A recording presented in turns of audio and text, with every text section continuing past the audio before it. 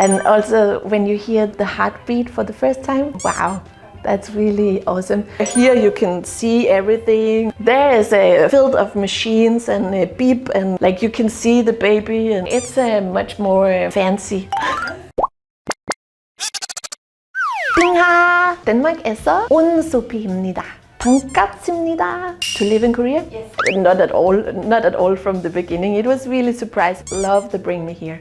I am confused about her age in Korean. I don't really get this system. But in international age, she is almost 2 years. She had a Danish name and a Korean name. We normally just call her Ella because her birth dream was elephant. But she also has a Korean name, Sochin. So her name is Ella Sochin. It's also a girl. We're gonna call her Malu when she come out because I like the rhythm of Ella Malu.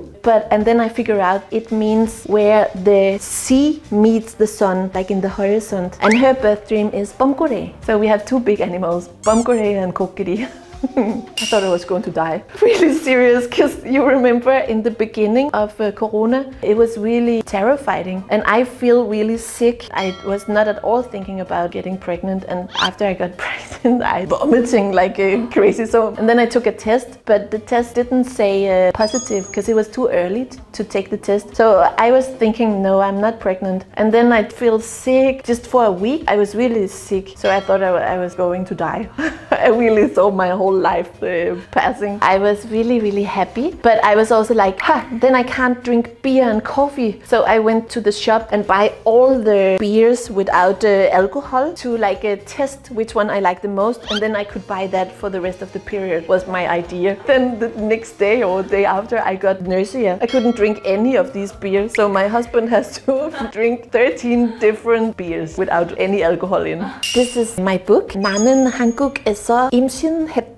I call it more pregnant far from home, but the translation part is my husband's work. It is a little bit about what's on the cover, things that I don't know anything about. And also I didn't know anything about being pregnant until I was it the first time.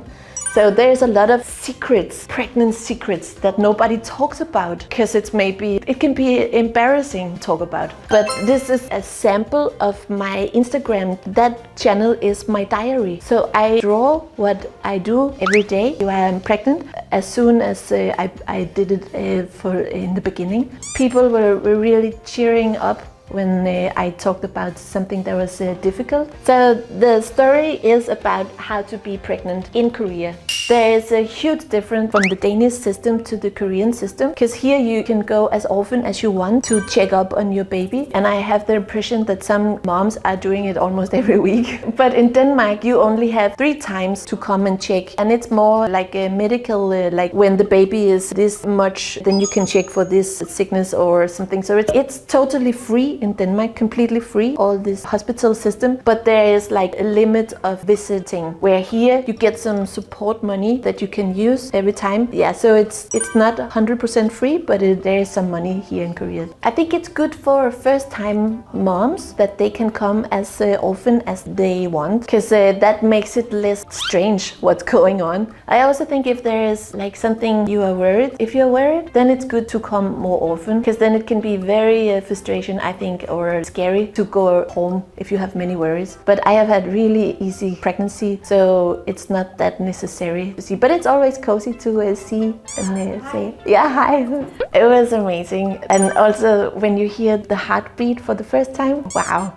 That's really awesome. And there are so many things that can go wrong in a pregnancy. So you are constantly like alert that, oh, maybe it's not there anymore or something. So now I can feel her every day. So that makes me like safe. But until you come to that stage where you can feel, then you're kind of like, is thing going all right? Yeah, so that is nice too. You can go and see that the baby is moving around, even that you cannot feel anything. I also give birth in Denmark. So halfway through the book and pregnant in Denmark actually. So the first part I show some kind of how it is to be in Korea, and it's very high technology and very accurate data, and measure how heavy the baby is. But when you come to Denmark, it feels more like hippie culture. Equipment is something here.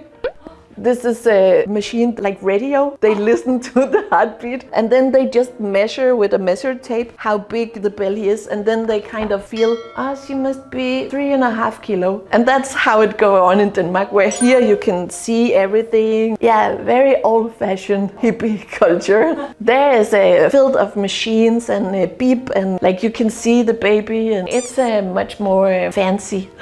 I think I actually have a very nice doctor. He had speak any English word to me. One word. He say pink. Girl. Yeah. So that's the only English word he have ever told me. So my husband tried to translate a little bit, but the doctor speaks so fast that he more translate when we go back home. Then I have all the questions. But what about? So it's, yeah. So if you like what we talk about today, like and subscribe. See you again next time. Bye.